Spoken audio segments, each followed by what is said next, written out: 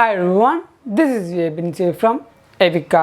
അങ്ങനെ നമ്മുടെ iOS 7ന്റെ ഒരു കംപ്ലീറ്റ് ഫോളോ അപ്പ് ആണ് നമ്മുടെ ഇന്നത്തെ വീഡിയോയിൽ നമ്മൾ സംസാരിക്കാൻ പോകുന്നത്. ഈ ഒരു വീഡിയോ സ്റ്റാർട്ട് ചെയ്യുന്ന തൊട്ട് മുമ്പായിട്ട് ഞാൻ നിങ്ങളെല്ലാവരെയും നമ്മുടെ സ്വന്തം ആപ്പിൾ ടെലിഗ്രാം കമ്മ്യൂണിറ്റിയിലേക്ക് ഇൻവൈറ്റ് ചെയ്യിക്കണം. അവിടെ ജോയിൻ ചെയ്യുകയാണെങ്കിൽ ആപ്പിളിൽ വരുന്ന ഓരോ പുതിയ leaks, rumours, updates, news and wallpapers നിങ്ങൾക്ക് ലഭിക്കുന്നതായിരിക്കും.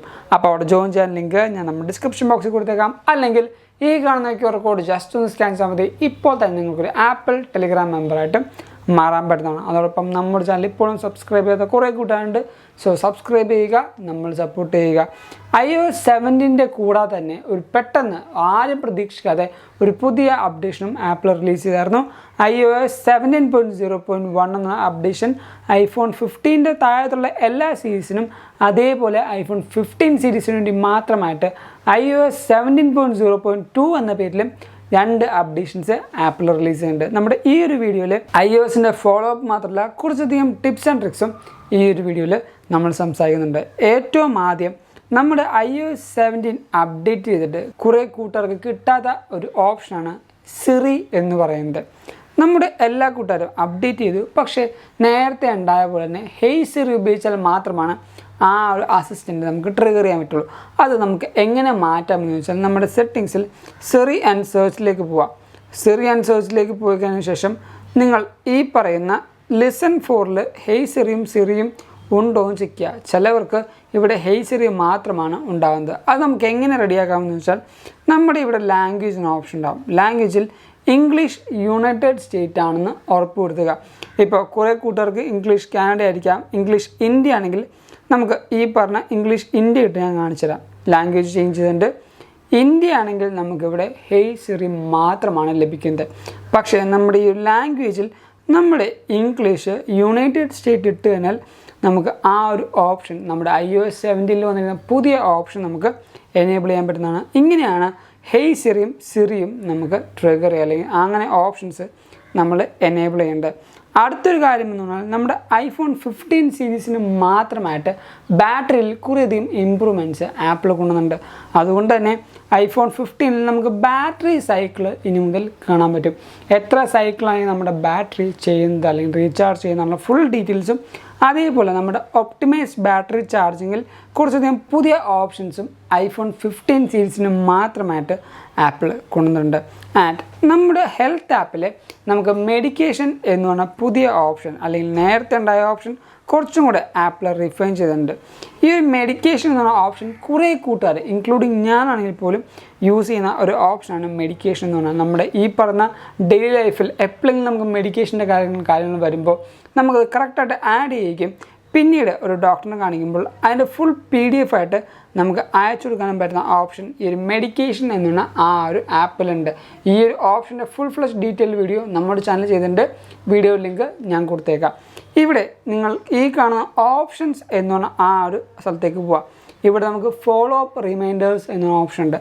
ഇത് നമ്മൾ ഓൺ ചെയ്യുകയാണെങ്കിൽ നമുക്ക് ഇനി മുതൽ നമുക്ക് ഏതെങ്കിലും ഒരു സമയത്ത് ഒരു മെഡിസിൻ എടുക്കുമ്പോൾ നമ്മൾ സെറ്റ് ചെയ്യും. ഇപ്പോൾ 7 അല്ലെങ്കിൽ ഇപ്പോൾ 8 ഒക്കെ നമ്മൾ സെറ്റ് ചെയ്ത് വെക്കും. അതിനുശേഷം നമ്മൾ ആ ഒരു മെഡിസിൻ എടുത്തില്ലെങ്കിലും 30 മിനിറ്റിന് ശേഷം ആ ഒരു മെഡിസിൻ എടുത്തോ ഇല്ലയോ എന്ന് ചോദിക്കാൻ വേണ്ടി ഒരു ഫോളോ അപ്പ് റിമൈൻഡർ പോലെ നമുക്ക് നമ്മുടെ ഹെൽത്ത് ആപ്പിൽ നിന്ന് ഒരു മെസ്സേജ് വരുന്നതായിരിക്കും. പിന്നീട് വന്നിരിക്കുന്ന മാറ്റം നമ്മുടെ ആപ്പിൾ മാപ്സിലാണ്. ആപ്പിൾ മാപ്പ് എടുത്ത് കഴിയുമ്പോൾ നമുക്ക് ഓഫ്ലൈൻ മാപ്സ് എന്ന ഓപ്ഷൻ iOS 17ൽ ആപ്പിൾ ഇൻട്രൊഡ്യൂസ് ചെയ്തു. പക്ഷേ നമ്മുടെ കേരളത്തിൽ ആ ഒരു ഓപ്ഷനില്ല. അതെങ്ങനെയാണ് എടുക്കേണ്ടതെന്ന് വെച്ചാൽ നമ്മുടെ ആപ്പ് ഐഡിയിൽ ടാപ്പ് ചെയ്യുക. ഇവിടെ നമ്മുടെ ഓഫ്ലൈൻ മാപ്സ് ഉണ്ടാകും, പക്ഷേ ഇവിടെ നോട്ട് അവൈലബിൾ ആണ് കൊടുത്തിരിക്കുന്നത്. നമ്മുടെ കുറേ കൺട്രികളിൽ മാത്രം, ഇപ്പോൾ ഏതൊക്കെ കൺട്രിയാണ് ഇപ്പോൾ ലിസ്റ്റ് ചെയ്തിട്ടില്ല, പക്ഷേ US ഉണ്ടാവും. അപ്പോൾ ഈ ഒരു വീഡിയോ കാണുന്ന കൂട്ടുകാർ ഇപ്പോൾ ഡിഫറെൻറ്റ് സ്റ്റേറ്റുകളായിരിക്കും ഉണ്ടാകുന്നത്, അല്ലെങ്കിൽ ഡിഫറെൻറ്റ് കൺട്രികളായിരിക്കും ഉണ്ടാകുന്നത്. ചിലർ UAE ആയിരിക്കും, ചിലർ കാനഡ ആയിരിക്കും, ചിലർ അമേരിക്ക ആയിരിക്കും. അപ്പോൾ നിങ്ങളുടെ ആപ്പിൾ മാപ്സിൽ പോയി കഴിഞ്ഞിട്ട് ഈ ഒരു ലൊക്കേഷൻ കാണിക്കുന്നുണ്ട് അവൈലബിൾ ആണെന്നാണെങ്കിൽ നിങ്ങളുടെ ആ ഒരു കൺട്രിയും അതേപോലെ അവൈലബിൾ ആണെങ്കിൽ എന്തായാലും അവൈലബിൾ ആണെന്ന് കമൻറ്റ് ചെയ്യുക. കാരണം ആ ഒരു കമൻറ്റ് കാണുന്ന കൂട്ടുകാർക്ക് മനസ്സിലാവും ആ ഒരു സ്പെസിഫിക് കൺട്രിയിൽ ഈ പറഞ്ഞ ആപ്പിളിൻ്റെ ഓഫ്ലൈൻ മാപ്സ് അവൈലബിൾ ആണെന്ന്. അങ്ങനെ നമ്മുടെ കൂട്ടുകാർക്കും ആ ഒരു കമൻറ്റിലൂടെ കുറേ ഹെൽപ്പ് നമുക്ക് ചെയ്യാൻ പറ്റും. സോ എല്ലാവരും ആ ഒരു ആപ്പിൾ മാപ്സിൽ കയറി അവൈലബിൾ ആണെങ്കിൽ വീഡിയോയുടെ തൊട്ട് താഴത്ത് അവൈലബിൾ ആണ് ഏത് കൺട്രി ആണെന്നും കൂടെ കമൻറ്റ് ചെയ്യേണ്ടതാണ്. നമ്മുടെ അടുത്ത വന്നിരിക്കുന്ന മാറ്റം iOS 16 നിന്ന് ആപ്പിൾ എടുത്തു മാറ്റിയിട്ട് iOS 7 തിരിച്ചു കൊണ്ടുവന്ന ഒരു ഓപ്ഷനാണ് ഹാപ്റ്റിക് ഫീഡ്ബാക്ക് അല്ലെങ്കിൽ 3D ടച്ച് എന്ന് പറയുന്നത്. അത് നമ്മുടെ iOS 17 ആപ്പിൾ നല്ല രീതിക്ക് തിരിച്ചു കൊണ്ടുവന്നുണ്ട്. അതെങ്ങനെയാണ് എടുക്കണമെന്ന് വെച്ചാൽ സെറ്റിങ്സിൽ പോവുക, ഇവിടെ നമ്മുടെ ആക്സസിബിലിറ്റി എന്ന ഓപ്ഷൻ നമ്മൾ സെലക്ട് ചെയ്യുക. ഇവിടെ ടച്ച് എന്ന ഓപ്ഷൻ എടുക്കുമ്പോൾ നമുക്ക് ഇവിടെ ഹാപ്റ്റിക് ടച്ച് എന്ന ഓപ്ഷൻ ഉണ്ട്, അത് സെലക്ട് ചെയ്യുക. ഇവിടെ നമുക്കിപ്പോൾ 3 ഓപ്ഷൻസ് ആപ്പിൾ കൊടുത്തിട്ടുണ്ട്: ഫാസ്റ്റ്, ഡിഫോൾട്ട്, സ്ലോ.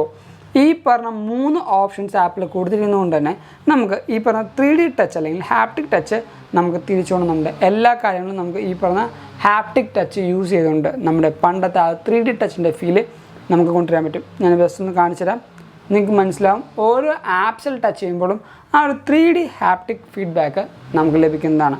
ഇനി അടുത്തൊരു കാര്യം എന്ന് പറഞ്ഞാൽ നമ്മുടെ ഈ പറഞ്ഞ ഹോം സ്ക്രീൻ ലേഔട്ട്. നമ്മുടെ ഹോം സ്ക്രീനാണ് ഈ പറഞ്ഞ എല്ലാ ഫോണുകളുടെയും, എല്ലാ ഐഫോണിൻ്റെയും ഒരു ആദ്യത്തെ ഫേസ് എന്ന് പറയുന്നത്. ഇപ്പോൾ ഞാൻ ഈ ഒരു വിജിറ്റ് എടുത്ത് പെട്ടെന്ന് എന്തോ കാര്യത്തിനായിട്ട് ഞാൻ എഡിറ്റ് ചെയ്തപ്പോൾ എൻ്റെ ഈ ഒരു home screen layout full complete ആയിട്ട് മാറിപ്പോയി. ആ ഒരു ലേഔട്ട് എനിക്ക് തിരിച്ചു കൊണ്ടുവന്ന് ജസ്റ്റ് ഒന്ന് ഞാൻ ഷെയ്ക്ക് ചെയ്താൽ മതി, എനിക്ക് ആ ഒരു വിജിറ്റ് അൺഡു ചെയ്യാൻ പറ്റും. നിങ്ങൾക്ക് നോക്കുമ്പോൾ മനസ്സിലാവും എൻ്റെ ഹോം സ്ക്രീൻ ലേഔട്ട് പഴയ പോലെ തിരിച്ചു വന്നിട്ട്. ഇതേപോലെ നമ്മുടെ ഈ പറഞ്ഞ ആക്സിഡൻ്റലായിട്ട് വരുന്ന ഹോം സ്ക്രീനിലെ ലേഔട്ട് ചേഞ്ചസ് ഷെയ്ക്ക് ചെയ്ത് അല്ലെങ്കിൽ നമുക്ക് അൺഡു ചെയ്ത് നമ്മുടെ പഴയ രീതിയിലേക്ക് തിരിച്ചു കൊണ്ടുവരാൻ പറ്റുന്നതാണ്. ഇനി നമ്മുടെ iOS 7 ഫോളോ അപ്പ് നോക്കാം. ഏറ്റവും ആദ്യം പെർഫോമൻസ് നോക്കാം. എൻ്റെ iOS 7 ഇൻസ്റ്റാൾ ചെയ്യുന്നത് iPhone 11 ഡീസൻ്റായ ഒരു പെർഫോമൻസ് എനിക്ക് ഈ ഒരു ഡിവൈസിൽ നിന്ന് ലഭിക്കുന്നുണ്ട്. ഇപ്പോൾ ഞാൻ അത്യാവശ്യം ഈ ഒരു കോൾ ഓഫ് ഡ്യൂട്ടി എന്ന ഗെയിമും ഫിഫയും കളിക്കാറുണ്ട്. അത്യാവശ്യം നല്ല ഹാർഡ് കോറായ ഗെയിം തന്നെ ഞാൻ iOS 17 iPhone 11 യൂസ് ചെയ്യുന്നുണ്ട്. പെർഫോമൻസ് വൈസ് എനിക്ക് ഒരു ബഗ്ഗോ കാര്യങ്ങളോ ഫീൽ ചെയ്യുന്നില്ല.